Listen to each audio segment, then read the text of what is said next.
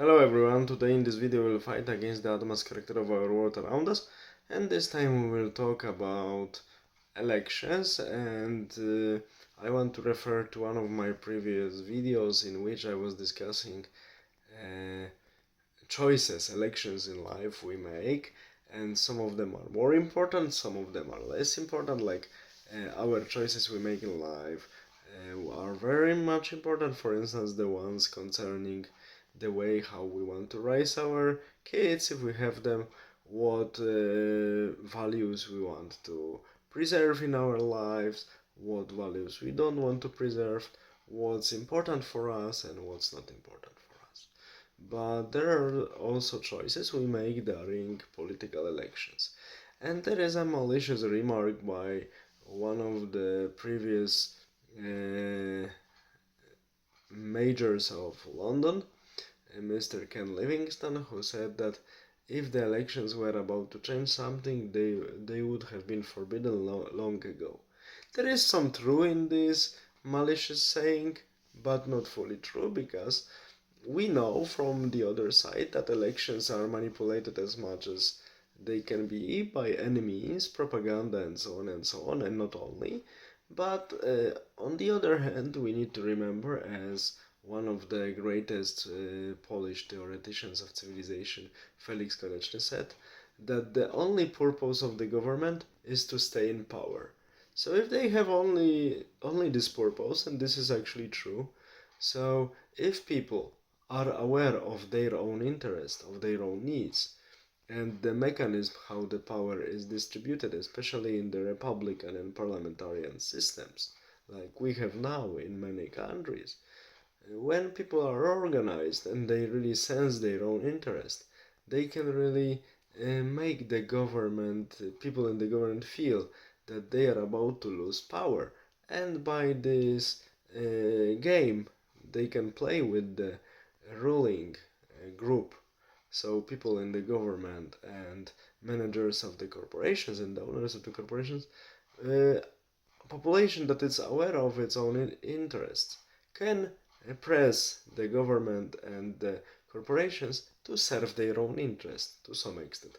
Of course, it's a permanent struggle, and this struggle will last as long as the current political system lasts, and there will be never peace, and there should be constant awareness of the national interest, of course. But I will tell you honestly that this is the only way people can, in current setup, influence the government.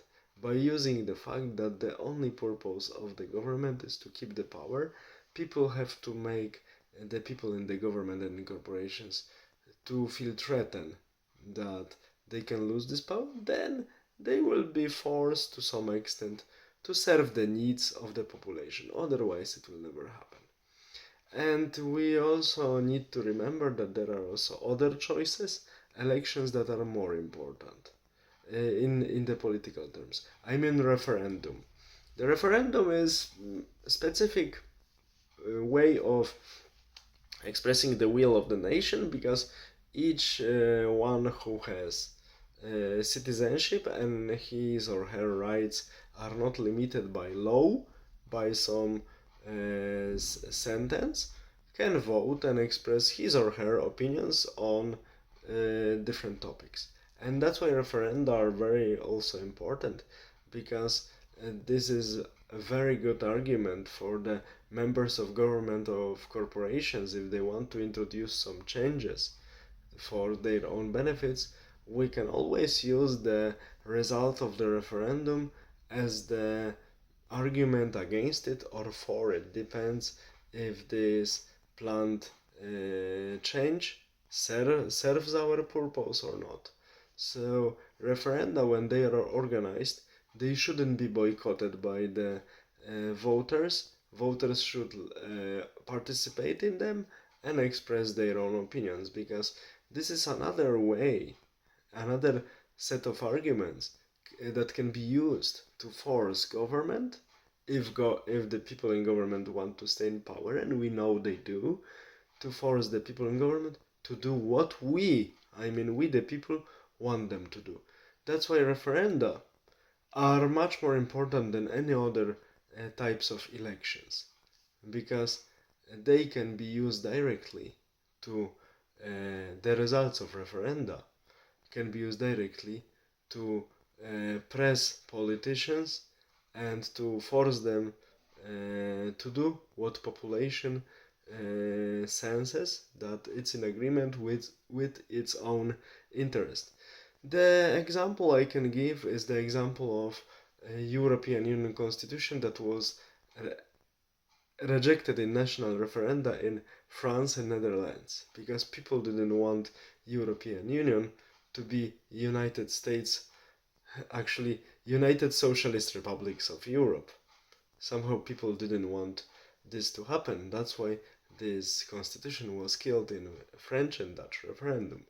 And this was the very powerful voice of the populations that stopped even European commissars and other high dignitaries from pursuing for their reforms for unifying European Union as a one state for many years.